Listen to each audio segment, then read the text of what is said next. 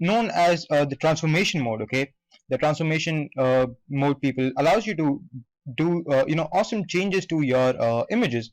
Like you can resize your image, you can rotate your image, you can skew your image, and we have lots of other options. Okay, so let's get started. All right, now the reason, guys, that I did not have any images loaded in Adobe Photoshop when I started my tutorial was because I wanted to show you guys something. Guys, you can always go ahead and open the background layer, as in unlock it, and you can apply transformation mode to your image, and then you can start resizing it, skewing it, and apply and get all sorts of awesome effects. But guys, you should never do this. According to me, guys, you should never ever do this. You should always, whenever you import any images to Adobe Photoshop, always try to work with a new um, in a new document. Right, so I'm gonna create a new document and just show you guys that how do you bring an image to this document. What I'm gonna do is I'm gonna hold on my Alt key, right? And as you see, guys, when I hold on my Alt key, you can see that my mouse pointer changes to this two arrow kind of a thing. So that means that I am, like, if I click and if I drag it, I'm gonna be creating two duplicates. So I'm gonna bring it to here and I'm gonna let go. And guys, if you do this and if you are holding on the Shift key when you let go, you are gonna bring the image in the center of the canvas. Now I forgot to hold on the Shift key, so I'm not gonna.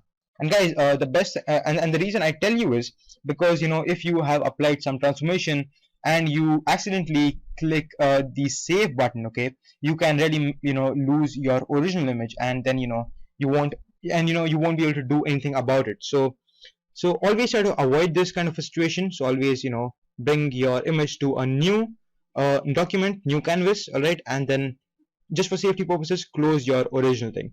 So no, and awesome. Now guys, starting guys, the best thing that I think a transformation mode allows me is that I can resize my images.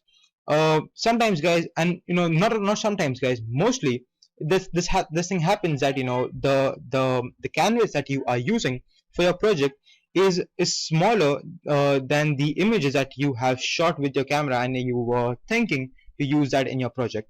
So how do you do that? The best way, guys, is to use a keyboard shortcut, that is Control T. Right, I always use the left side control button, CTRL plus T, and that gives my photo this bounding box. You can see this bounding box. If I go to any end of the bounding box, I can just hold down and I can just click on the button, and I can then I can just freely I can just try to resize my image. So that's pretty awesome. If you people are not a fan of keyboard shortcuts and you would like to use your mouse instead, and for knowledge purposes also, you can go and use the transformation mode from the edit menu. So select the layer, guys. Okay, select your layer of the image, all right, and you can go to edit and go to transform, and then you can you have all sorts of options. So you can just do the scale option, and you can see that the bounding box comes once again, and you can freely just scale your image to the canvas. So pretty awesome. And yeah guys, one thing that I think beginners really forget or get confused about is that when they are using the transformation mode, they're always like I cannot select any other layer, I cannot select any kind of curves or something. And why is that, TSL? If I want to select any other kind of a tool, this kind of a error comes up saying that apply the transformation or not, and this kind of scary. So am I making some mistakes? The thing is that guys, you are right now in the transformation mode. So for applying any changes, as in for selecting any other layer, for making any adjustments, or for switching any other tools, you need to get out of this transformation mode. So for getting out of the transformation mode, guys, just hit the enter key and you will be applying all the changes. Okay, so say if you have rotated your image, if you hit the enter key, you will be applying that image, applying all those changes, right? And then you will be out of the transformation mode. If you don't want that to happen, I'm just going to press the Control Z right now, and I'm going to press Control T for quickly resizing my image, and just say that this is done. Yeah, so if you are thinking that no, this is not what I want, you can just press the escape key and the transformation that you had made will all be undone. So just make sure that you have like you have perfectly convinced that you don't want the transformation, and then you can hit the escape key for getting out of the transformation mode. Now I am pretty happy with this because I wanted the image to fit in my canvas, and that's what I did. Pretty awesome. I'm gonna select my first layer, and then guys and right now guys we are gonna go deep into this transformation mode, okay? And I'm gonna show you how can it be like how it allows you to create some awesome effects. Press Ctrl T, guys, okay? You can press the right, as in you can do a right click on anywhere on the image, guys, and you will get this option, okay? This kind of a menu with all sorts of options. If you want to quickly flip your image horizontal or vertical, you have these two options over here. If you want to rotate your images quickly, like rotate 180 degree, it'll become like it'll flip over, like totally like a mirror effect. If you're trying to create, you can just you can just do a duplicate of this, and then you can create this kind of an effect, a mirror effect.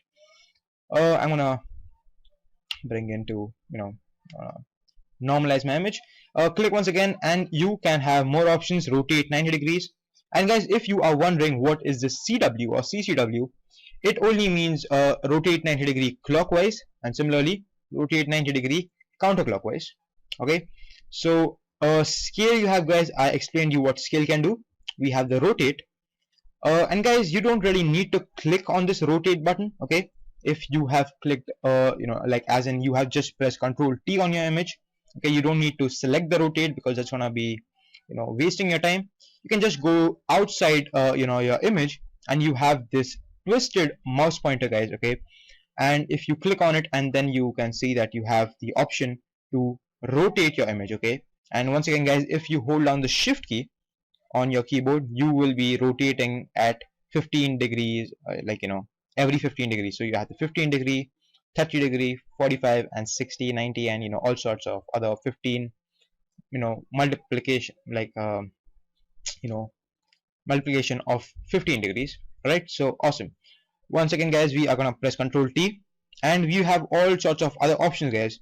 One of them which I really like to use is the perspective option, guys, okay? So just click on it, and you'll see, guys, that this time, guys, when you have selected the perspective option and you go to any, if you go to any to the end of your image, okay, to any of the corners of the image, and you click, guys, you will see that you are you can see that you are right now creating a really different look, guys, okay? If you have, like, say, you can really go out and experiment with this this technique, guys, because I think it is really awesome.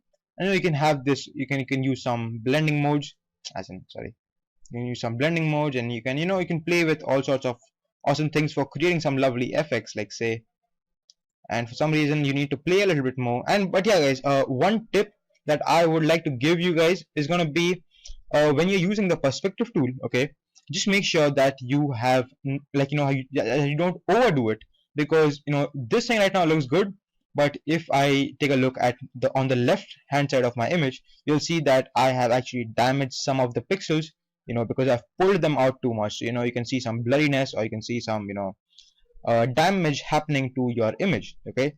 And yeah, guys, one more tip that I would like to give you, perspective, skew and warp are those kind of options, guys, that if you press Ctrl T once again, you cannot undo them, okay? So guys, when you are applying all those effects to or all those transformations to your images, make sure that you have you are happy with your thing, right? And this is one of the reasons, guys, that I always tell my you guys to bring in your image on a new canvas and not to work with the original image. Because see, like, if I want to make any more changes, if I want to bring my my image to the normal way, like the way it was before I applied the transformation, I cannot do this now. If I change it to perspective, you can see, guys, that I cannot do that.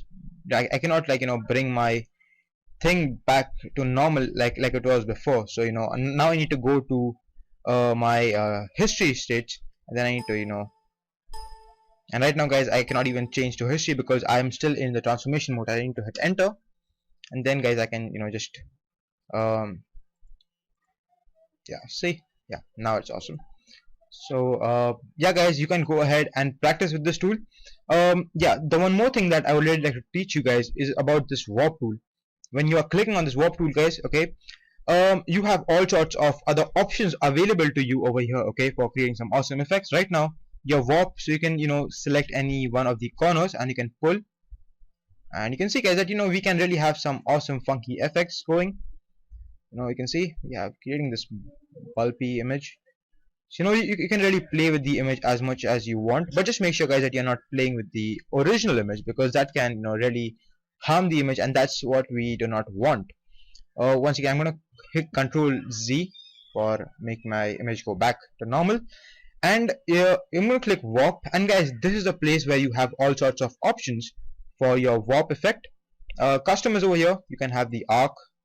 You really can, and you can use the mouse scroller for changing all your effects. I'm gonna go out a little bit, and you can see, guys, we have all sorts of different warp options available. So you can just go ahead and practice, check them out, guys. Okay, check them out.